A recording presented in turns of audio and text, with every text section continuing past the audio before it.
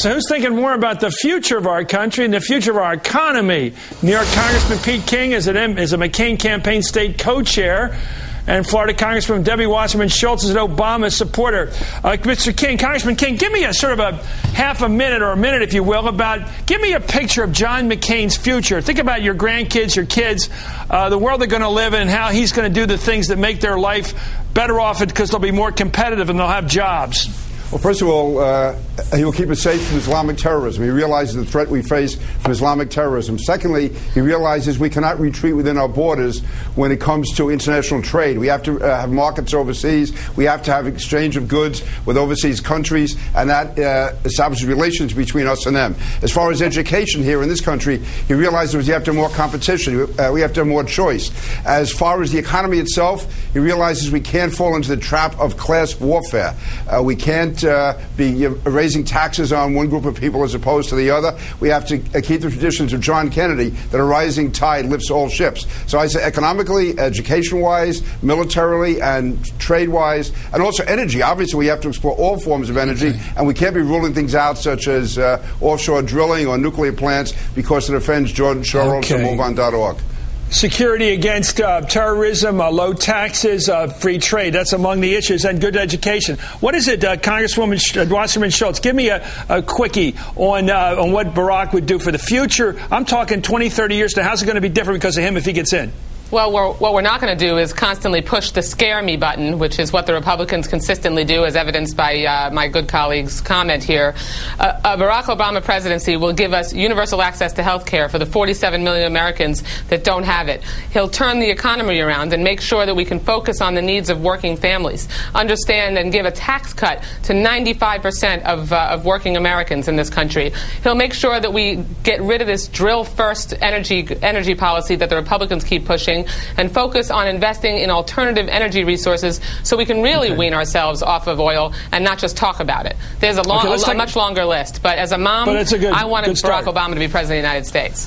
Good start. Let's go to here's Senator Joe Biden, the running mate, talking about John McCain and the issue of the economy in Missouri today. I could walk from here to Springfield. I doubt that I'd find anybody who'd say we're making great progress economically unless I accidentally bumped into John McCain on the road. Fair shot, Mr. King. No, not really. John McCain thinks the economy's doing well. Is that his position? No, what John McCain has said is that the economy is fundamentally sound. And the reason I would agree with that is, yes, there's severe housing problems. Yes, there is a real energy crisis. But in spite of that, our economy shows how resilient it is, and the basic strength is there. A lot has to be done to make sure that those who have been hurt will be helped. But the fact is, this administration inherited an economy that was in decline, the third quarter of 2000, first quarter of 2001. Then we had September 11th. We've had the war against terrorism. And we had 4 years of uninterrupted growth because of tax cuts. What you're facing now is energy crisis, partly brought on because the Democrats won't allow us to drill. That's number one. And then also housing, which is a real issue and is being addressed. You know, it's just unbelievable that Peter, you would say that John McCain acknowledges that there's a problem with the economy. He actually said that Americans are better off. And, you know, it's not that he doesn't care. It's that he just doesn't get it. He doesn't support universal health care. He doesn't support a comprehensive energy plan. He doesn't support turning this economy around. And he clearly does not recognize the crisis of epic proportions that we have in our housing market, where we have 11% of Americans who are homeowners facing foreclosure. There is an economic crisis for working families, and all John McCain is going to offer us is more tax cuts for the wealthiest few and more scare tactics that, you know, we have terrorists on our borders. We need to focus on homeland security here at home and shore up our borders and develop a comprehensive immigration reform program, which John McCain once supported until it was politically inconvenient not to support it anymore, just like his choice of Sarah Palin. It's just, the list goes on and on. He's all about compromise, all about getting himself elected first, and to heck with Americans and the needs that they have. Well, here he is. Let him speak for himself, Congresswoman. Then you respond, Mr. King. Here's John McCain today. I'll keep taxes low and cut them where I can. Senator Obama will raise them. I'll open new markets to our goods and services. Senator Obama will close them. I will cut government spending and eliminate earmark spending, and he will increase it. My friends, my tax cuts will create jobs. His tax increases will eliminate them. My health care plan will make it easier for more Americans to find and keep good health care insurance. His plan will force small businesses to cut jobs, reduce wages, and force families into a government-run healthcare system where a bureaucrat stands between you and your doctor. We cannot have that. What does that mean, a bureaucrat stands between you and your doctor, Congressman King? Well, it means government administer medicine. Let me just say, Debbie and the Democrats are resorting to personal attacks here. To say that John McCain doesn't care about health care, that John McCain doesn't care about the economy, I have not said one word questioning Obama's integrity or his desire. I just think his ideas are wrong. John McCain is a man of the highest integrity. Now, as far as the economy and as far as health care, what John McCain is saying is that with the economy, Barack Obama would raise taxes on 100 million Americans who own stock. They would have their taxes raised. That's 100 million Americans. There are a lot of workers in that those people make more than $250,000 a year, and that he would give a tax cut for 95% of Americans. You know, the Republican National Convention was a fabulous work of fiction, and John McCain's a good storyteller, but he made things up as he went along. First of all, just a minute. John McCain. Mr. King, is it true that the taxpayers you're talking about make over $250,000 a year? The stockholders are not.